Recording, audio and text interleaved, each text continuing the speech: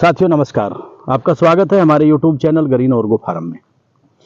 हम आप लोगों के बीच में बड़े महत्वपूर्ण विषय लेकर के आते हैं। वो खेती से संबंधित हों, पर्यावरण से संबंधित हों या स्वास्थ्य से संबंधित हों, ऐसी समस्याओं को लेकर के अप्राकृतिक खेती के बारे में हों, हम आपको लोगों के बीच में अक्सर आते रहते हैं। आज जो हमारा विषय है ये बड़ा महत्वपूर्ण विषय है। आज हमारे ऊपर चारों तरफ से केमिकल का हमला हो रहा है। साथियों, हमने तो जैसे कैसे अपना टाइम निकाल लिया, हम तो अपनी उम्र जैसे तैसे जी लेंगे। हम में से कुछ लोग बीमार हुए, कुछ मरीज हुए, लेकिन हमारी जो आने वाली पीढ़ी है, हमारा जो आने वाला भविष्य है, हमारे भारत का जो भविष्य है, उसका क्या होगा, आज सोचने की जरूरत है। हम एक अंधी दौड़ में भाग रही हैं, विकास की अंधी दौड़ में, पैसा पैसा पैसे के लिए भाग रहे हैं, हमें बहुत पैसा चाहिए। लेकिन कहीं खड़े होकर विचार करना पड़ेगा कि उस पैसे के साथ साथ हमें अपने के बच्चों के भविष्य की, उनके स्वास्थ्य की चिंता भी होनी बहुत आवश्यक है। आज चारों तरफ से हमारे ऊपर हमला है केमिकल का। आज अगर हम घी की बात करें तो वहाँ केमिकल है, अगर तेल की बात करें तो वहाँ केमिकल है, अगर दूध की बात करें तो वहाँ केमिकल है, घी की बात करें तो वहाँ केमिकल है। बहुत बड़ा विषय है। खाने की चीज़ अगर हम लेने के लिए जाएं उसमें मिलावट है। तो साथियों, ये सोचने की चीज़ है हम किस दिशा में जा रहे हैं। आज कुपोषण की समस्या है, बच्चों के अंदर विकास नहीं हो रहा है। चाइनीज आइटम हम लोग खा रहे हैं, हमारे बच्चे खा रहे हैं, फास्ट फूड है, पिज्ज़ा है, बर्गर, चाउमीन, पता नहीं क्या क्या ये चीज़ खाते हैं, कुपोषण का शिकार होते हैं, बीमार होते हैं और अंततः हम लोग उनकी दवाई का खर्च उठाते हैं, हॉस्पिटलों में दाखिल करते हैं, लेकिन बाद में हमें कुछ नहीं मिलता और बच्चा जो है वो शिकार हो जाता है गंभीर बीमारियों का। तो साथियों, ये विशेष बात मैं आप लोगों के बीच में लेकर के आया हूं। तो एक इसमें है हनी, जिसको हम लोग कहते हैं मधु, इसको हम शहद कहते हैं। शहद के बारे में मैं आपको बताना चाहता हूं। मैं यहाँ जिला सहारनपुर के क्षेत्र में रहता हूं और सहारनपुर जो है एक मधु उत्पादन के लिए, शहद उत्पादन के लिए बहुत बड़ा क्षेत्र है। यहाँ पर बहुत भारी संभावनाएं हैं शहद के क्षेत्र में, हमारे युवाओं को रोजगार के क्षेत्र में, और जो कुपोषण की समस्या है उसको हटाने के क्षेत्र में। मैं आपको बताना चाहता हूँ, थोड़ा सा मैं वैदिक काल की तरफ जाना चाहता हूँ, क्योंकि मैं अधिकतर चीज़ें जो वेदों में हैं उनको मानता हूँ, उन पर प्रकाश डालता हूँ, उनके बारे में अक्सर बताता हूँ कि यहाँ पर जो ये आपका ये मधुमक्खी पालन है, इसको मधुमक्खी कहा गया है। तो ये मक्खी जो शब्द है ये घृणित है, और इस शब्द के बजाय अगर हम उसको मौन कहें, उसको माधवी कहें तो ज़्यादा अच्छा है, क्योंकि मक्खी दो पंख की होती है और हमारी माधवी, हमारी जो मौन है, सुनहरी मौन जिसको हम इटालियन मौन भी कहते हैं, ये बहुत बड़ा विषय है। ये मौन इटालियन नहीं है, वास्तविकता में ये इंडिया की है, क्योंकि भंवर भी यहीं का है और पतंगा भी यहीं का है। तो इसलिए ये इटालियन मौन जो कही गई है ये भी इंडिया की है। ये बहुत बड़ा विषय, इसको उठाने की अब जरूरत नहीं है, बात दूसरी है।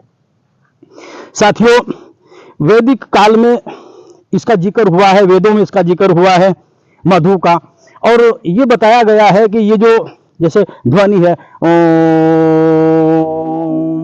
ये जो ध्वनि है, ओम की ध्वनि, ये जो मंत्रों की मधुर गुंजार है, इसको बताया गया है कि ये मौनों से ली गई है, मौनों की गूंज से ली गई है, मौनों की आवाज से ली गई है, माधवी की आवाज से ली गई है। साथियों, पुराने समय में जब, जिसको हम वैदिक काल कह सकते हैं, स्वर्ण काल कह सकते हैं जिसको हम, उस वक्त में हमारी ये बक्से नहीं थे।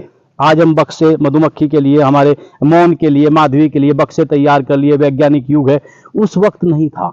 हमारे घरों में, जिनको आले बोलते हैं, जंगले होते थे, अलमारियां होती थी, उसमें ये मौनें पाली जाती हैं और मौनें पाली जाती थी, और उनका जो शहद था वो अहिंसक तरीके से, क्योंकि हमारी जो सुनहरी मौन है ये बहुत कम काटती है, ये कभी दूसरे उसमें वीडियो में आपको बताऊंगा इसका क्या कारण है, तो उसमें पाली जाती थी, और उनका जो शहद था उसको हम लोग अपने निजी जीवन में प्रयोग करते थे, और इससे हमारे जो युवा थे, हमारे जो बच्चे थे, हमारी जो माताएं बहनें थी, वो तंदुरुस्त रहती थी।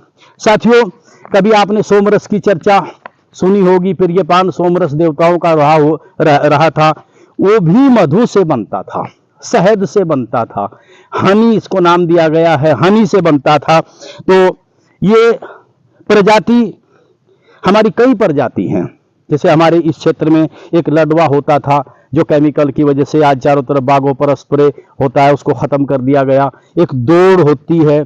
एक इसके अलावा हमारी इसके एपिस सिनाना इंडिका, एपिस मेलिफेरा, कई वैरायटी है। एक बड़ी खतरनाक वैरायटी हमारी है, उसको हम लोग उसको पालन हम लोग नहीं कर सकते, वो डंक बहुत बात जबरदस्त मारती है। तो इसलिए ये सुनहरी मौन जो है, जो माधवी है, इसको पालने के लिए रिकमेंडेड किया गया है। हमारे किसान इसको पालते हैं और ये मालिक के भी पूर्णतया वफादार होती है। तो मेरे साथियों, इसको अगर हम लोग, जो लोग मांस नहीं खाते, जो लोग विटामिन मिनरल जिनको नहीं मिलता, जिनके पास ऐसी सुविधाएं नहीं हैं, तो अगर वो शहद का सेवन करें तो साथियों खून की कमी दूर होती है, आपके शरीर में कमजोरी है वो दूर होती है।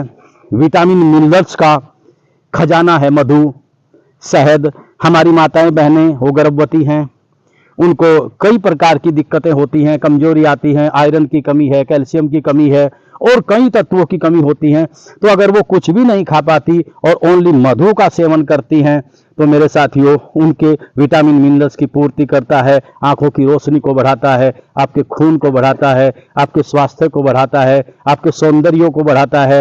ये हर तरफ से रामबाण है मनुष्य के लिए और मनुष्य की हर चीज की पूर्ति करता है। यानी आप इसको ये कह सकते हैं कि धरा का अमृत, आज की धरा का अमृत जो है वो मधु है, वो शहद है, वो हनी है। तो साथियों मैं आप लोगों से अनुरोध करना चाहूंगा, अगर आप किसान हैं, मैं फिलहाल यहाँ पर लीची के बाग में खड़ा हुआ हूँ, तो यहाँ पर भी बक्से रखे हुए थे। तो अगर आप किसान हैं तो 2-4 बक्से अपने परिवार के लिए रखिए। अगर आप इसका व्यवसाय करते हैं तो बहुत बड़े पैमाने पर यहाँ से ये करोड़ों रुपए का यहाँ पर निर्यात होता है आपके सहारनपुर से। इसकी जो दूसरी अन्य चीजें हैं उनके बारे में मैं किसी दूसरे वीडियो में आपको बताने की कोशिश करूंगा। फिलहाल मैं आपको यही कहना चाहता हूं कि शुक्र हो या शनि, रोज खाओ हनी, अपने बच्चों को खिलाओ।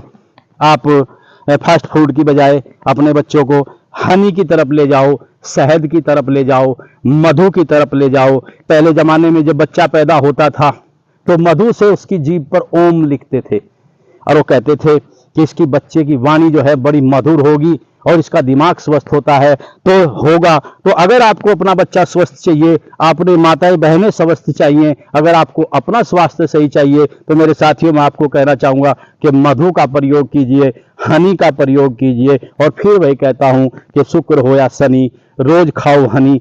मेरे साथियों बहुत बड़ा सब्जेक्ट है, इसकी कुछ दूसरी चीजें मैं लेकर के दूसरी वीडियो में आप लोगों के पास आऊंगा, लेकिन फिलहाल आपसे यही अनुरोध है। एक तो आप में बहुत बड़ी कमी है कि थोड़ा काट काट कर वीडियो देखते हैं, पूरा वीडियो देखिए।